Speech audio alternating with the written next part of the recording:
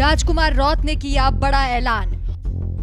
उड़ गए मोदी और राहुल गांधी के होश। बाप की उपचुनाव को लेकर नई रणनीति। तोड़ दिया कांग्रेस और बीजेपी का भ्रम।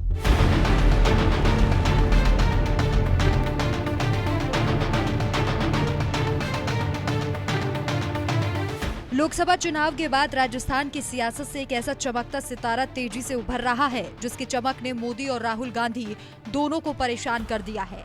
विधानसभा चुनावों से ठीक कुछ महीने पहले ही बनी पार्टी ने बीजेपी और कांग्रेस दोनों की टेंशन बढ़ा दी है। ये पार्टी है बीएपी यानी भारत आदिवासी पार्टी, जिसके संस्थापक हैं राजकुमार रौत, जो अभी सांसद भी हैं और इससे पहले विधानसभा चुनाव में उन्होंने 84 सीट से दूसरी बार जीत दर्ज कर विधायकी अपने नाम की थी।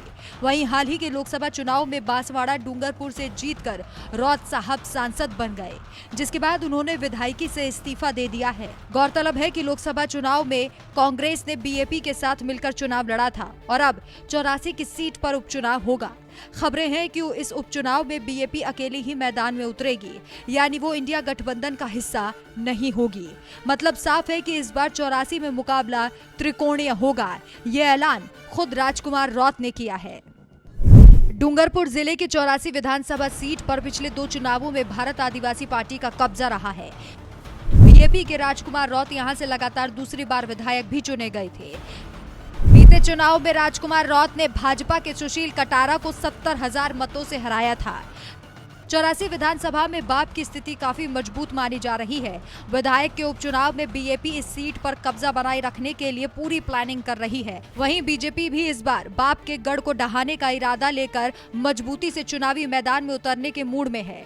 बीते चुनाव में कांग्रेस पार्टी यहां तीसरे स्थान पर रही थी। यहां तक कि कांग्रेस के उम्मीदवार ताराचंद भगोरा की जमानत भी जब्त हो गई थी।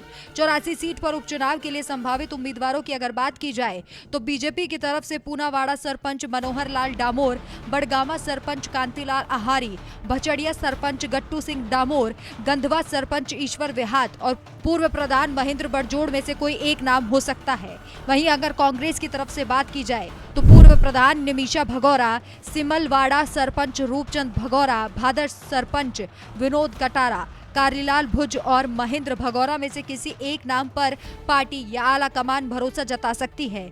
बाप में पोपट खोकरिया और अनिल चिखली के नाम पर चर्चा हो रही है, लेकिन बीएपी पार्टी में उम्मीदवारों के चयन को लेकर बनी हुई सिलेक्शन प्रणाली में अभी कोई भी नाम आगे आ सकता है और उस पर मुहर लगाई जा सकती है, क्योंकि बाप के लिए ये सीट बेहद जरूरी है। वहीं अगर चुनावी समीकरण की बात करें तो लोकसभा चुनाव में बाप और कांग्रेस का गठबंधन हुआ था, जिसकी वजह से कांग्रेस ने बाप के राजकुमार रौत को अपना पूरा समर्थन देते हुए उम्मीदवार नहीं उतारा था। लेकिन इस बार के उपचुनाव में मुकाबला त्रिकोणीय होने वाला है।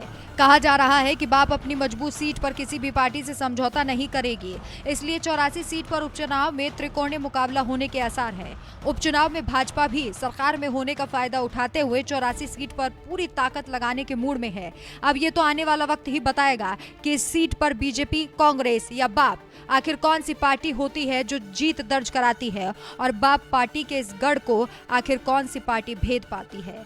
आपकी क्या राय है, हमें कमेंट करके जरूर बताएं।